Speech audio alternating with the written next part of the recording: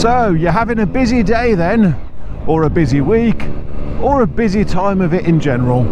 I tell you, I feel you, I can definitely relate to that one at the moment.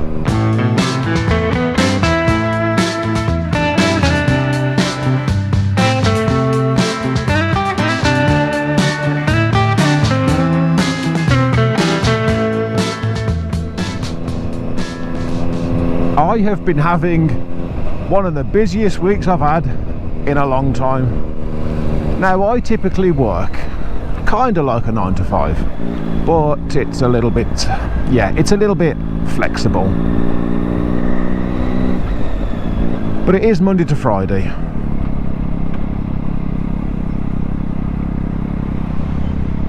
And this week, I tell you, by the time I finished work Thursday, I'd already done a week's work. And I don't mean I felt like I'd done a week's work. No, I mean I had actually put in the hours of a 5-day week over 4 days. And that's all well and good if that meant I was then going to get a 3-day weekend. Some people work like this.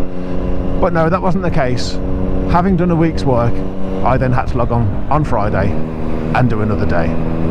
It has been one of the busiest weeks for me. And when I'm having a week like this, there's certain things that I like to do.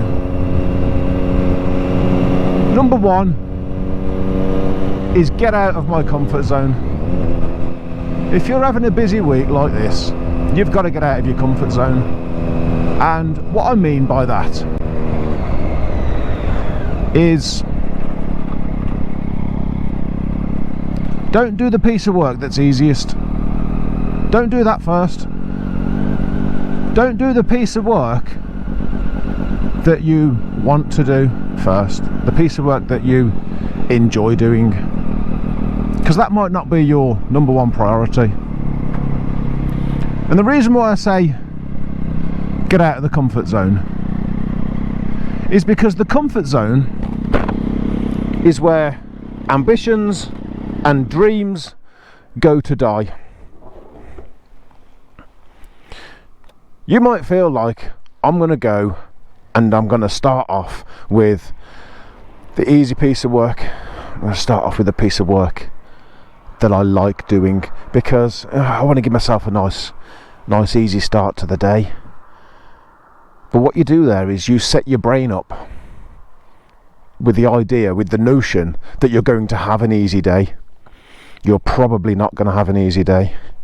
You could have 10 things to do today. Realistically, if you're anything like me, you're going to have 100 things to do, including maybe cleaning your motorbike. Oh shit. Yes, cleaning your motorbike, which clearly isn't a priority for me at the minute. It should be. It is one of 100 things that I've got to do. But if I've got, let's say you've got 10 things to do. You probably haven't, like I say, you've probably got 100. Well, let's just use the number 10 because it's easy. You've got 10 things to do. Obviously, those 10 things have to get done in a certain order. Did you ever go to your manager and tell him you've got too much work? Just for the manager to say, oh, well, you've got to prioritise your work. And they say it like you're 5 years old. Like, oh, prioritising my work? Why didn't I think of that? Do you know what I've been trying to do, dear manager? I've been trying to do 8 things at once like a fucking octopus. Anyway, your workload then, let's say we go back to these 10 things. Normally you can't do it all at once. Normally you end up with something's number 1, something's number 10. Train, just to interrupt the video here. But yeah, typically you have something's number 1, something's number 10. Hey, maybe you can do all 10 things at once, in which case they can all be number 1. That's normally not how it works. And it doesn't matter who tells you that they're all as important as each other.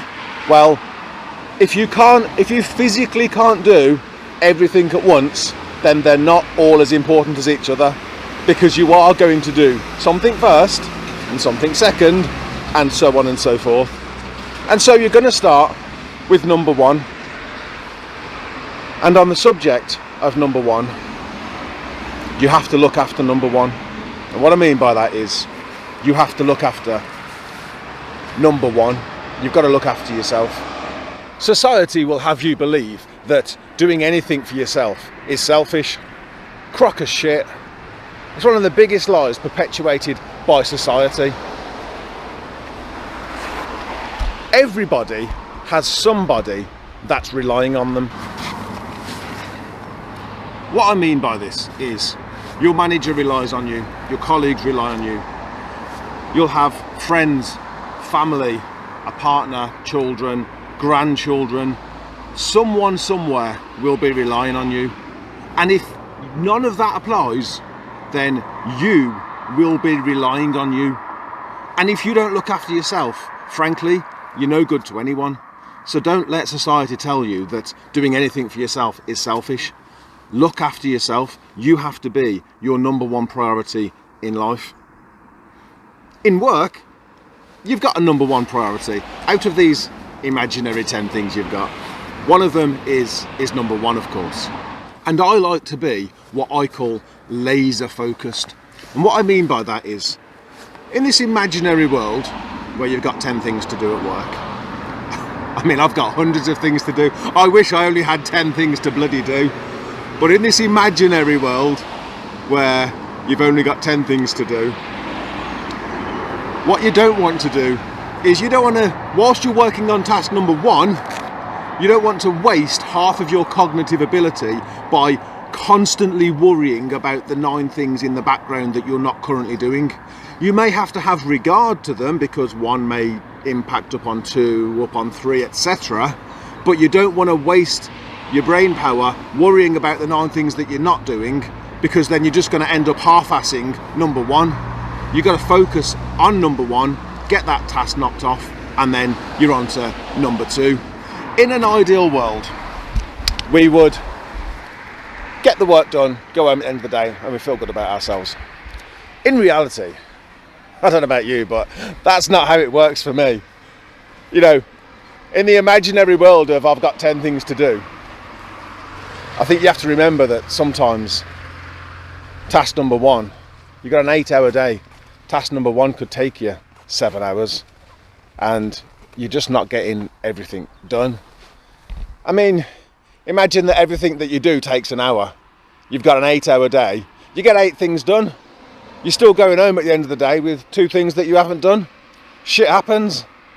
What you got to remember is, you're only one person. And that's not a green light. I'm not giving you or myself a green light to be a lazy. You will know at the end of the day whether you've done a good day's work. You'll know it up here, you'll feel it physically, and you should be able to look back upon your work for the day and see that you did a damn good job. But you've still got to hold yourself accountable, and I hold myself accountable. I hold myself accountable for filming in this location where there's a sodding train track behind me. Could be nice and relaxing if I wasn't bloody filming. But back at work, yes, everybody has to hold themselves accountable.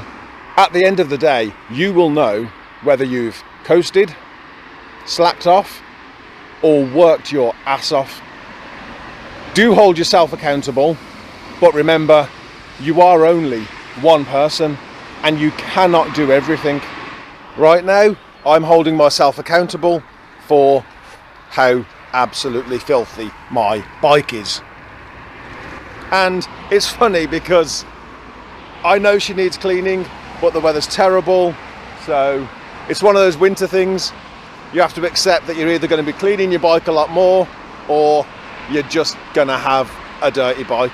But I tell you, even in her rather filthy state, she's still one of the most gorgeous motorbikes that I've ever seen.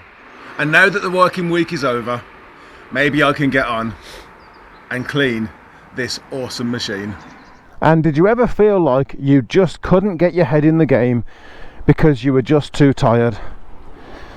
Yep, I know that feeling. Obviously, it's a real thing. but it is so important during busy times to make sure that you get the sleep that you need to get a full night's sleep. In fact,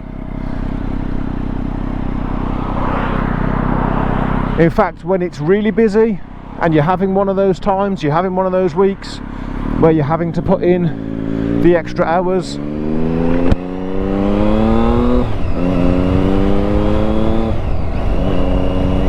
you may even need to get more sleep than you're used to. The bottom line is, like all of us, you need to get some damn sleep.